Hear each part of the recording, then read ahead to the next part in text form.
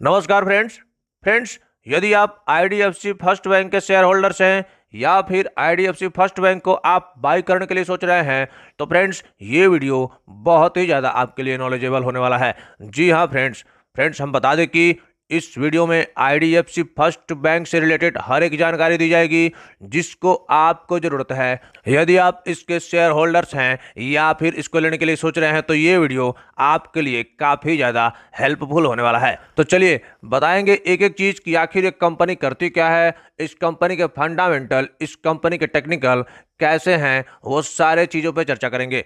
चलिए एक एक करके सबसे पहले इसके अगर रिटर्न की हम बात कर लेते हैं तो ये स्टॉक एक महीने में लगभग 2.5% के आसपास का पॉजिटिव रिटर्न दिया है।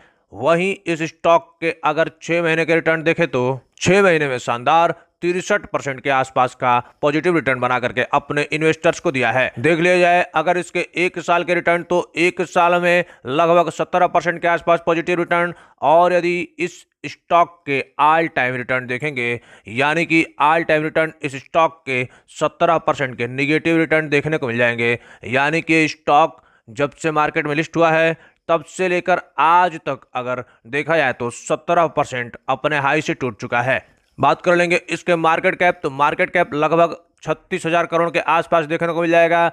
वहीं आर ओ सी 4.5%, आर ओ ई 0.70% और फेस वैल्यू इस कंपनी का लगभग 10 रुपए के आसपास देखने को मिल जाएगा। तो फ्रेंड्स आर ओ सी, आर ओ ई उतने शानदार तो देखने को नहीं मिल रहे हैं, लेकिन फेस वैल्यू इस कंपनी के 10 रुपए देखने को मिल रहे हैं।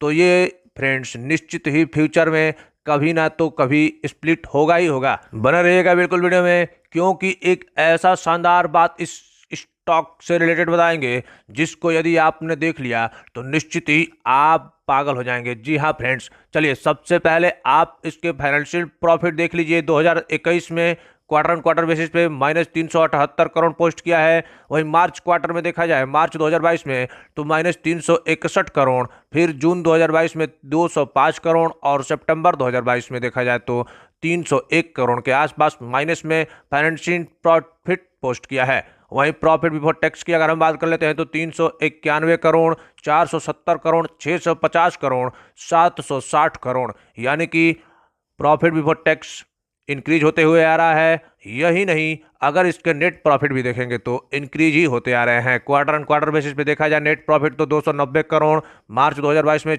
352 करोड़, वहीं जून 2022 की बात कर लेते हैं तो 485 करोड़, और देखा जाए तो सितंबर 2022 की अगर हम बात कर लेते हैं तो 567 करोड़ के आसपास का इसका नेट प्रॉफिट देखने को मिल जाएगा।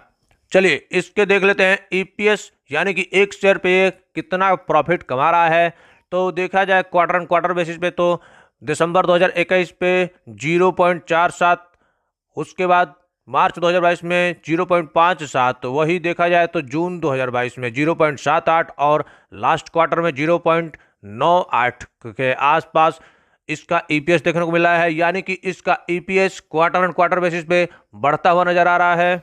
इस हिसाब से आप ये मान के चल सकते हैं कि ये कंपनी आने वाले फ्यूचर में ग्रोथ निश्चित ही करेगी। भले ही इसके फाइनेंसिंग प्रॉफिट थोड़े से डाउन आ रहे हैं, लेकिन बात करते हैं इसके प्रॉफिट बिफोर टैक्स और नेट प्रॉफिट और ईपीएस, तो ईयर ऑन ईयर बेसिस पे नहीं बल्कि क्वार्टर ऑन क्वार्टर बेसिस पे शानदार ग्रोथ करते नजर आ रहे हैं। वहीं अगर इस स्टॉक के ईयर ऑन ईयर बेसिस पे फाइनेंसिंग प्रॉफिट की बात कर लेते हैं तो 1241 करोड़ माइनस में, वहीं 2020 में भी 3748 करोड़, लेकिन देखा जाए 2021 में तो 1350 करोड़ का माइनस, वहीं लेकिन जून 2022 की बात करते हैं तो 2615 माइनस देखने को मिला है। यानी कि माइनस में ही इस स्टॉक के फाइनेंसिंग प्रॉफिट देखने को मिल रहे हैं।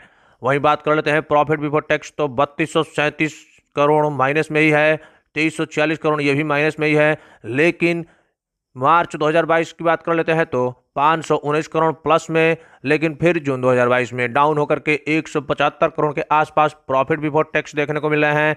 वहीं नेट प्रॉफिट की अगर हम बात कर लेते हैं तो 1900 करोड़ माइनस में है, 2800 करोड़ ये भी माइनस में पोस्ट किया है, और देखा जाए तो 483 करोड़ पॉजिटिव है, और देखा जाए तो लास्ट ईयर में 132 करोड़ पॉजिटिव देखने को मिल रहा है। तो friends year on year basis पे थोड़े बहुत गिरावट देखने को मिल रहे हैं, लेकिन आपको इसके एक चीज दिखाएंगे तो आप देख करके परेशान हो जाएंगे कि आखिर इसके क्वार्टर एंड क्वार्टर बेसिस पे, ईयर एंड ईयर बेसिस पे गिरावट देखने को मिल रहे हैं, लेकिन इसके शेयर होल्डिंग में क्यों इतना तेजी से इंक्रीज आया है, वो भी एफआईआई का। चलिए आपको बता देते हैं।